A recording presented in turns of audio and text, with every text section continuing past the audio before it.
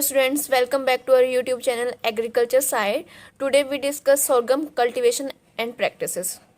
Let's see first biological description of sorghum. This is biological description. First see sorghum को हम जवार great millet भी बोलते हैं, ठीक है।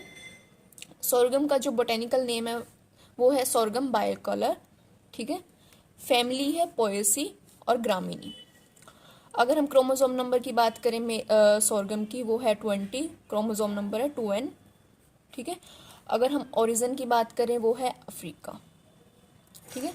sorghum एक सेल्फ पॉलिनेटेड क्रॉप है और C4 साइकिल प्रेजेंट होता है sorghum के अंदर, C3 भी होता है, ठीक है, और इसीलिए इसको C4 प्लांट बोलते हैं। नेक्स्ट हम बात करते हैं इन्फ्लोरेसेंस की, जो कि किसी भी क्रॉप का फ्लावरिंग पोर्शन होता है जिसको हम पेनिकल बोलते हैं, ठीक है। अगर न्यूट्रिएंट कंटेंट देखें sorghum का, प्रोटीन 10 से 12%, लाइसिन कंटेंट जो एक अमाइनो एसिड है, ये किसी भी सीरियल क्रॉप के अंदर इसकी जो रेंज है वो कमी होती है, ठीक है, बट इसके अंदर ल्यूसिन की मात्रा ज़्यादा है, ठीक है। ये भी अमाइनो एसिड है, अमाइनो एसिड ल्यूसिन, इसकी जो क्वांटिटी होती है वो ज़्यादा होती है। अगर कोई भी पर्सन अपनी मील के अंदर sorghum का ज़्यादा से ज़्यादा यूज़ कर रहा है, ठीक है, उसको बीमारी हो जाएगी प्लेग्रा डिजीज, ठीक है, प्लेग्रा। कार्बोहाइड्रेट की क्वांटिटी है 70%, फैट की है 3%, ठीक है। ये भी मेज की तरह एक नॉन टिलरिंग प्लांट है। अगर sorghum का जो फ्रूट है उसको हम कैरियोप्सिस बोलते हैं। ये एक sorghum का प्लांट मैंने ड्रॉ किया है। ये इसकी रूट्स हैं, जिसकी मतलब इसकी रूट से एक सोर्गोलियन केमिकल रिलीज होता है sorghum की रूट से, जो एलोपैथिक इफेक्ट शो करता है, जिसकी वजह से sorghum के अंदर वीड की जो ग्रोथ है वो सप्रेस होती है, और इसीलिए sorghum को एक स्मूथर क्रॉप भी बोलते हैं, ठीक है। सोर्गोलियन के साथ साथ इसकी रूट से एक केमिकल और रिलीज होता है जिसको हम HCN या प्रोसिक एसिड बोलते हैं, ठीक है, जिसको हम साइनोग्लाइकोसाइड केमिकल बोलते हैं, ठीक है। अगर प्लांट को कोई भी नुकसान पहुंचता है, जैसे कि कोई फ्रीजिंग है या ड्रॉट कंडीशंस हैं या मैकेनिकल डैमेज होता है, जिसकी वजह से जो ये केमिकल है ग्लाइकोसाइड, ये इस जो ग्लूकोज है वो डिक्रीज हो जाएगी और ये प्रोसिक एसिड के अंदर कन्वर्ट हो जाएगा, ठीक है, और ये रूट से जाके इसकी लीव्स पे डिपॉजिट हो जाएगा, ठीक है, रूट से जाके इससे लीव्स पे डिपॉजिट हो जाएगा, ठीक है। अगर हम फ्लावरिंग स्टेज पे sorghum को एज ए फॉडर पर्पस के लिए यूज़ नहीं करते, क्योंकि उसके अंदर फ्लावरिंग स्टेज पे जो HCN की क्वांटिटी है वो ज़्यादा होती है और ये एक हार्मफुल इफेक्ट शो करेगा किसी भी एनिमल के अंदर। जब फ्लावरिंग 50% से ज़्यादा कंप्लीट हो जाती है तब हम क्रॉप को एज ए फॉडर पर्पस के लिए यूज़ कर सकते हैं, क्योंकि तब HCN की जो क्वांटिटी है वो डिक्रीज़ हो जाएगी, ठीक है। जैसे कई बार पूछते हैं कि जैसे ठीक है, ग्रेन के अंदर HCN नहीं प्रेजेंट होता। अगर हम पूछें कि स्टेम के अंदर प्रेजेंट होता है, ठीक है, स्टेम के अंदर प्रेजेंट होता है, बट लीफ के कंपैरिजन में 25% लेस HCN की क्वांटिटी प्रेजेंट होती है, ठीक है, ठीक है। अगर हम HCN की टॉक्सिक लिमिट की बात करें तो वो है 200 ppm, ठीक है। अगर इसकी कोई फेवरेबल कंडीशंस हैं तो वो है फॉस्फोरस डेफिशिएंट या 2,4-D की मैक्सिमम क्वांटिटी होती है, ठीक है। अगर sorghum को हम सर्वाइव के मतलब ये एक कैमल क्रॉप है, क्योंकि ड्रॉट कंडीशन में बेटर सर्वाइवल कर सकती है, ठीक है, sorghum, इसीलिए हम कैमल क्रॉप बोलते हैं इसको। राजस्थान के अंदर हम या ड्रॉट कंडीशंस के अंदर ये उगाई जा सकती है, ठीक है। अब नेक्स्ट बात करते हैं वैरायटीज़ की, sorghum की वैरायटीज़ की। ये फर्स्ट हाइब्रिड है, फर्स्ट हाइब्रिड का नाम है CSH1, जो कि 1964 के अंदर डेवलप की गई थी, ठीक है। ये किस टेक्निक की वजह से मतलब किस टेक्निक से ये डेवलप की गई थी, वो थी मेल फर्टिलिटी, ठीक है। और मेल फर्टिलिटी की जो एक हाइब्रिड वैरायटी है वो है कंबाइन काफिर 1, ठीक है।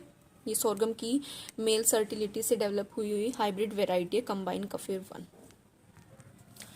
अब नेक्स्ट बात करते हैं एरिया एंड प्रोडक्शन की। एरिया है वो इंडिया का सबसे ज़्यादा है सोरगम के अंदर के लिए। प्रोडक्शन की बात करें तो यूएसए की ज़्यादा है इंडिया से, इंडिया सेकंड पर है।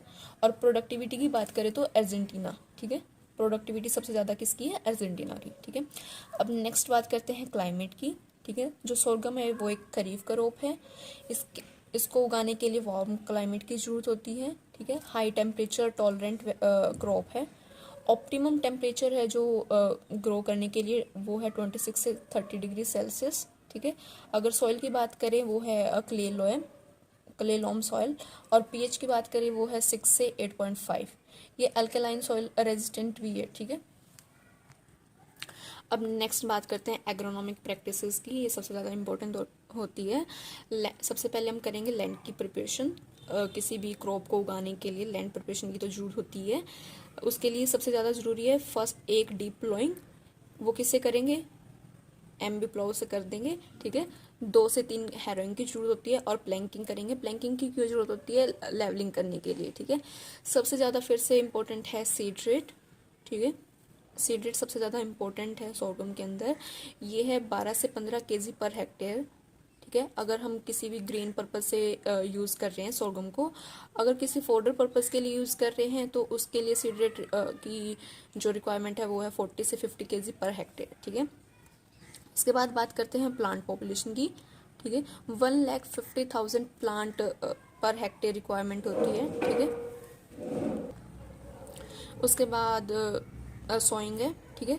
3 से 4 सेंटीमीटर की डेप्थ जरूरी होती है सोइंग करने के लिए किसी भी सीड को। उसके बाद है स्पेसिंग, 45 इंटू 12 सेंटीमीटर स्पेसिंग है। 45 is row to row and 12 is plant to plant, ठीक है। अब बात करते हैं next is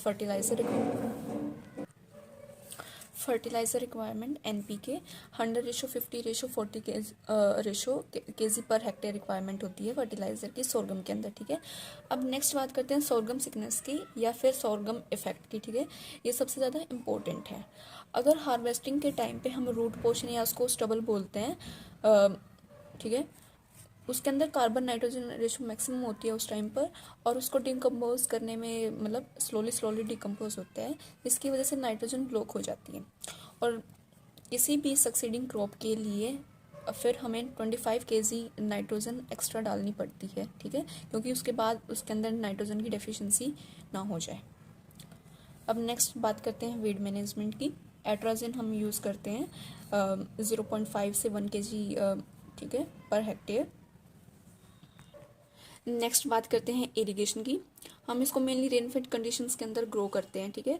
first irrigation required है फ्लावरिंग स्टेज पे और सेकंड इरिगेशन है ग्रीन फिलिंग स्टेज पे, ठीक है। अब बात करेंगे हार्वेस्टिंग की। हार्वेस्टिंग करेंगे हम इसकी 100 से 115 डेज आफ्टर सोइंग, ठीक है। और इसकी ग्रेन की जो मॉइस्चर है वो 25% होती है हार्वेस्टिंग टाइम पे, ठीक है। और यील्ड की बात करें, इरिगेशन के अंदर जो वेराइटीज़ हैं या, ठीक है, उसके अंदर इरिगेशन के अंदर सबसे ज़्यादा होती है 50 क्विंटल पर हेक्टेयर ग्रेन के लिए होती है और 100 से 125 क्विंटल पर हेक्टेयर फोडर के लिए यील्ड होती है, ठीक है। अब रेनफेड उसकी बात करें तो 25 से 30 quintal per hectare grain varieties की यील्ड है ये, ठीक है। और 100 क्विंटल पर हेक्टेयर फोडर की है, ठीक है, yield. Thank you so much for watching our videos.